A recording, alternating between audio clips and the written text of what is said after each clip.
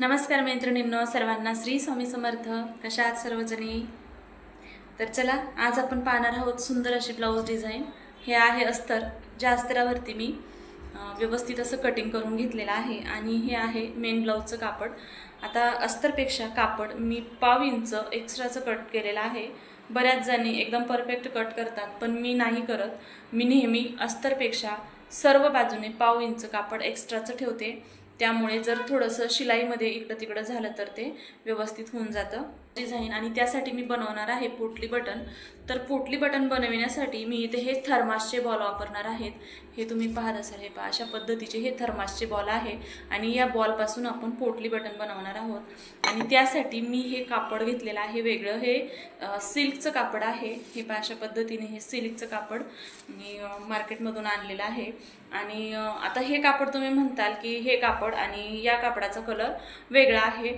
तर हो, पण पोटली बटन बनवण्यासाठी मी थोडंसं वेगळं कापड वापरणार आहे. कारण जी आपली साडी आहे त्या साडीवरती अशा पद्धतीचं कलरचं फुलं आहेत, त्यामुळे थोडंसं विदाऊट छान वाटेल. मी तुम्हाला साडी दाखवते. त्या साडीवरती हे अशा पद्धतीचे कलरचे फुलं आहेत. हे पहा, तर त्यामध्ये हे अबोली कलरचं पण फुलं आहे आणि त्यावरती मी मॅचिंग असं कापड घेतलेलं आहे. हे पहा, तुम्हाला जरा जवळ जाऊन दाखवते. तर हे अशा पद्धतीने हे अबोली कलरचं कापड आहे, म्हणून मी हे अबोली कलरचंच कापड घेतलेलं आहे आणि त्यापासून आपण पोटली बटन बनवणार आहे.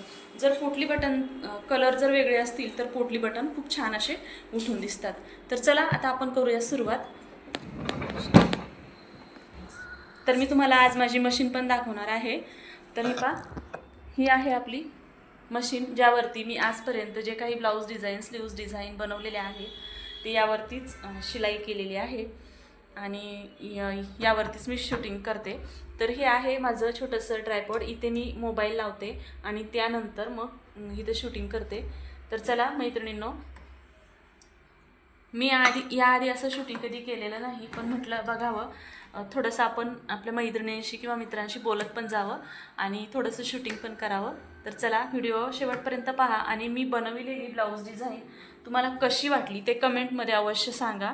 आणि जर तुम्हाला माझा चॅनल आवडला तर चॅनलला सबस्क्राईब जरूर करा. त्यामुळे मलाही प्रोत्साहन मिळेल की मी अजून सुंदर व्हिडिओ घेऊन मी तुमच्यापर्यंत पोहोचेल आणि नेहमी तुमच्याशी अशी थोड्याशा गप्पा पण मारत जाईल. तर चला व्हिडिओ.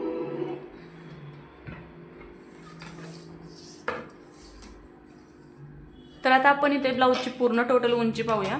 तर ब्लाऊजची टोटल उंची आहे 14 इंच आणि तयार आपला 13 इंचाचा होणार आहे, कारण अर्धा इंच सिलाई मार्जिन खालती आणि वरती जातं.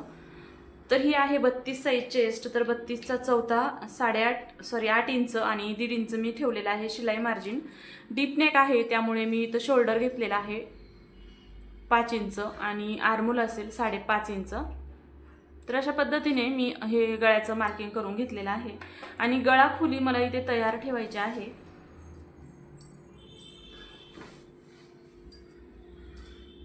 तर मी आता माझ्याकडे ब्लाऊज आहे त्यानुसारच मी गळा खुली ठेवते.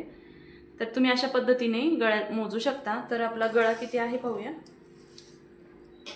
तर हे पहा, टोटल 10 इंचाचा गळा आहे, म्हणजे तयार 9.5 इंच होणार आहे. तर या बाजूने मी थोडंसं मला डीप नेक करायचं आहे, म्हणून मी 3 इंचावरती मार्किंग करणार आहे. इथे 3 इंचावरती मार्किंग करायचं आहे असं, आणि मग तुम्ही हा गळा आखून घ्यायचा आहे. आता मी मेजरमेंट टेपच्या साहाय्याने आखते. आणि गळ्याची रुंदी किती असेल, तर डीप नेक असेल त्यावेळेस तुम्ही इथे 2.25 इंच गळा घ्यायचा आहे. जर डीप नेक नसेल तर तुम्ही 2.5 इंचही घेऊ शकता 32 साईजसाठी. आता या टेपनीच मी अशा पद्धतीने आखून घेते.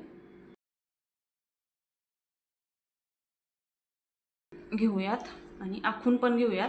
आणि नॉर्मल मी ते गोल गळ्याचा शेप देणार आहे, कारण मला फक्त पोटली बटन लावायचं आहे आणि गोल गळ्यालाच लावायचं आहे. आणि गळा जास्त डीप पण नको, थोडासा फक्त मी अशा पद्धतीने घेते, म्हणजे थोडासा व्यवस्थित डीप वाटेल. तर चला मग, आता हे झाल्यानंतर आपण करून घ्यायचंय कटिंग. आता कटिंग केल्यानंतर आपण नेहमीप्रमाणे अस्तर जोडून घेतो, पण आता मी ते अस्तर जोडणार नाही. एवढं झाल्यानंतर आपल्याला बनवायचे आहेत पोटली बटन. त्यासाठी मी हे घेणार आहे कापड आणि पोटली बटनसाठी थर्मासची बॉल. आता हे जे मी कापड आणलेलं आहे ह्याला मी आता काय करते, डबलच घडी ठेवते हे पहा अशा पद्धतीने डबल घडी ठेवते आणि मग ह्याची कटिंग करते। आता सिंगल जर केलं तर वेळ लागेल आणि आपल्याकडे वेळही कमी आहे। कमी वेळात फास्ट काम कसं करायचं हे मी तुम्हाला सांगते। तर अशा पद्धतीने तुम्ही पाहत असाल तर मी इथे 4 पदराची घडी करून घेतलेली आहे आणि आता सगळ्यात आधी कटिंग करताना त्या दादाकडून थोडं तिरकं कट झालेलं आहे, तर मी थोडंसं सारखं करून घेते म्हणजे आपलं मेजरमेंट व्यवस्थित येईल। तर आता हे मेजरमेंट व्यवस्थित झाल्यानंतर आपण घ्यायचं आहे 2 इंच रुंद कापड आणि 2 इंचच लांब पण ठेवायचं आहे। तर त्यासाठी मी इथे 2 इंचावरती मार्किंग करून घेते। हे पहा अशा पद्धतीने हे 2-2 इंचाचेच आपल्याला बॉक्स बनवायचे आहेत। तर आता आपण काय करूया, अजून एक तुम्हाला ट्रिक सांगते। अजून एक घडी करून घ्यायची, हे कापड मोजायचे। जर 4 मीटर असेल तर तुम्ही अजूनही 4 आहे तर आपण अजूनही एकदा घडी करू म्हणजे आपलं कमी वेळेमध्ये खूप सारे चौकोर तुकडे कट होतील। आता फक्त रुंदी घ्यायची आहे आणि लांबी तर आपण 2 इंचाचीच ठेवली आहे, फक्त रुंदी घ्यायची आहे आणि मग हे चौकोर तुकडे कट करून घ्यायचे आहे। या टिप्स तुम्हीही वापरत जा म्हणजे कसं होतं माहिती का, कमी वेळेमध्ये खूप सारं काम पटपट आवरतं आणि एकाच वेळेस केल्यामुळे कामही आवरतो, वेळही वाचतो। तर अशा पद्धतीने मी हे तुकडे कट करून घेते। आता ह्या घडी केलेल्या आहे, जिथं जिथं जॉईंट आहे तिथं तिथे कट देऊन घ्यायचा आहे। तर हे पहा अशा पद्धतीने या बाजूने 2 ठिकाणी येईल, तर अशा पद्धतीने आपण इथे कट पण देऊन घेतलेला आहे। हे तुकडे आपले वेगळे झाले। आता हे कापड आपण वेगळं ठेवून देऊया कारण याच कापडापासून मला स्लीव्हचे पण डिझाईन बनवायचे आहेत। तर हे अशा पद्धतीने तुम्ही इथे पहा खूप सारे आपले तुकडे कट झालेले आहे। एक एक मेजरमेंट घेण्यापेक्षा अशा पद्धतीने जर केलं तर खूप सारे एकदम होतात। तर आता आपण इथे यातलाच एक तुकडा घ्यायचा आहे आणि थर्मासचा बॉल घ्यायचा आहे। आता थर्मासचे बॉल घेताना पण एकसारखे घ्यायचे आहेत। इथे खूप सारे कलर आहेत, कलरचं नाही काही पण साईज, आता हे पहा हे खूप मोठी साईज आहे तर असे बॉल बाजूला ठेवायचे। आपल्याला अशा पद्धतीने मीडियम साईजचे बॉल वापरायचे। तर हा बॉल मी अशा पद्धतीने ठेवलाय, तर मी तुम्हाला व्हाईट बॉल घेऊन दाखवते कारण तो दिसत नाहीये। तर अशा पद्धतीने इथे बॉल एकदम सेंटरला मधोमध ठेवायचा आहे आणि त्याला अशा पद्धतीने गुंडाळून घ्यायचं आहे। आता हे पहा कापड मी बरोबर असं केलं की असं थोडंसं गुंडाळून घ्यायचं आहे आणि मग ह्याला आपला जो मॅचिंग दोरा आहे मशीनचाच घेऊया आपण। हा दोरा मी घेणार आहे, याला गुंडाळून घ्यायचा आहे अशा पद्धतीने। आणि हे पहा अजून एकदा अशी गाठ द्यायची आहे आणि पुन्हा एकदा त्याला डबल गाठ द्यायची आहे। तर हे बटन एकदम परफेक्ट झालेलं आहे आपलं। त्याच पद्धतीने आपण दुसरं बटनही बनवून घ्यायचं आहे। तर हा मी बॉल घेतलाय, सेंटरला ठेवलाय, बरोबर सेंटरला व्यवस्थित ठेवायचा आहे आणि याला अशा पद्धतीने कापड गुंडाळून घ्यायचं आहे आणि मग दोऱ्याने थोडंसं गुंडाळायचं आहे आणि मग याला 1 किंवा 2 गाठ देऊन घ्यायच्यात। खूप सिंपल आणि सोपी पद्धत आहे। आता बऱ्याच मैत्रिणी म्हणतील की तू थर्मासचे बॉल बनवते आणि ते धुतल्यानंतर खराब होतात वगैरे, तर हो मैत्रिणींनो, तुम्ही म्हणता ते कदाचित बरोबर असेल, पण मी आजपर्यंत खूप सारे थर्मासच्या बॉलपासूनच अशा ब्लाऊज डिझाईन किंवा स्लीव्ज डिझाईन बनवलेले आहे।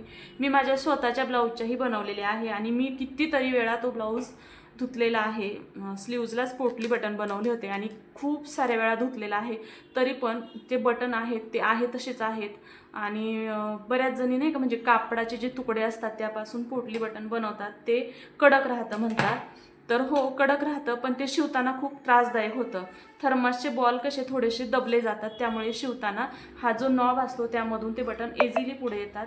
पण जर तुम्ही ते कडक जर बनविले म्हणजे कापडाचे छोटे छोटे तुकडे बनवून आणि मग ते जर पोटली बटन तुम्ही ब्लाऊजला लावायला गेलं तर म्हणावी एवढी फिनिशिंग येत नाही ब्लाऊजला। आणि जर तुमच्याकडे हा सिंगल फूट असेल तर मग येऊ शकतं, पण आता ही माझी सिंपल हाफ सटल मशीन आहे आणि जर अशी ज्यांच्याकडे मशीन असेल त्यांना तर मशीनला सेटिंग करता येणार नाही, त्याच्यामुळे तुम्ही आहे या पद्धतीनेही थर्मासचे बॉल वापरू शकता। आणि खरंच माझा अनुभव आहे, मी खूप कस्टमरचेही आणि मी स्वतःसुद्धा खूप सारे असे थर्मासपासूनच पोटली बटन बनवून ब्लाऊज शिवलेले आहेत, तर कुठंही काहीही खराब होत नाही। तर चला मी अशा पद्धतीने सर्व पोटली बटन बनवून घेते आणि मग हे आपण ब्लाऊजला जोडायचे कसे ते पाहूयात। तर अशा पद्धतीने मी सर्व पोटली बटन बनवून तयार करून घेतलेले आहेत। तर आता आपण हे ब्लाऊजला जोडायचं आहेत। तर त्यासाठी मी अगोदर अस्तर घेणार आहे आणि अस्तरवरती आपण मार्जिन घ्यायचं आहे 1-1 इंचाचं. जिथे आपण शोल्डर जोडतो तिथे 1 इंच आणि त्याच्या खाली पण 1-1 इंचाचं मार्जिन करून घ्यायचं आहे, मार्किंग करायचं आहे. म्हणजे बरोबर ते पोटली बटन आपल्याला त्या मार्किंगवरतीच अटॅच करता येतील. तर हे पहा, अशा पद्धतीने मी पूर्ण गळ्याला मार्किंग करून घेतलेला आहे. आता बटनचा हा जो गोल भाग आहे तो अशा पद्धतीने बाहेर ठेवायचा आहे, म्हणजे आतल्या बाजूने ठेवायचा आहे अस्तरच्या, आणि बाहेरच्या बाजूने कापड आलं पाहिजे. तर हे पहा, मी जसं मार्किंग केले बरोबर त्या मार्किंगवरती हे बटन अशा पद्धतीने ठेवून घेतलेलं आहे आणि त्याला शिलाई मारून घेतलेली आहे.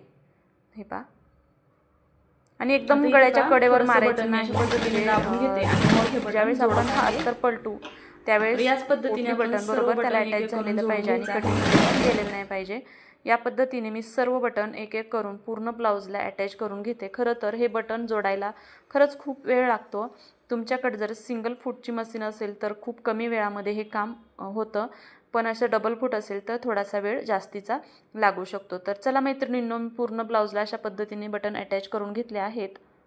आता त्यानंतर हे एक्स्ट्राचं जे कापड आहे ते व्यवस्थित कट करायचं आहे. हे पहा, पद्धतीने व्यवस्थित कट करून घ्यायचं आहे. त्यानंतर इथं मेन ब्लाऊज घ्यायचा आहे. मेन ब्लाऊजची सोयीची बाजू आणि त्यावरती पोटली बटन या पद्धतीने ठेवायचे. वरच्या बाजूने शिलाई आली पाहिजे आणि ही जी शिलाई आहे त्याच शिलाईवरती आपल्याला शिलाई मारायची आहे. त्याआधी मी इथे पिन लावून घेते, म्हणजे ब्लाऊज सरकणार नाही. तर आता ही शिलाई आहे, या शिलाईवरती बरोबर शिलाई आली पाहिजे. तर पूर्ण मी ब्लाऊजला याच पद्धतीने आणि याच जे बटन जोडलेलं आहे त्याच शिलाईवरती बरोबर शिलाई मारायची आहे. त्यासाठी बटन जे आहे ते अशा पद्धतीने थोडंसं दाबून घ्यायचं आहे, म्हणजे नॉब पुढे सरकतो आणि पूर्ण गळ्याला अगदी योग्य फिनिशिंगसह शिलाई मारून होईल. आता पूर्ण गळ्याला शिलाई मारून घेतलेली आहे. मधला जो गळ्याचा भाग आहे तो कट करायचा आहे. थोडंसं कापड एक्स्ट्राचं ठेवायचं आहे. नंतर इथे छोटे छोटे कट द्यायचे आहे आणि हे अस्तरचं कापड आहे ते पलटून घ्यायचं आहे.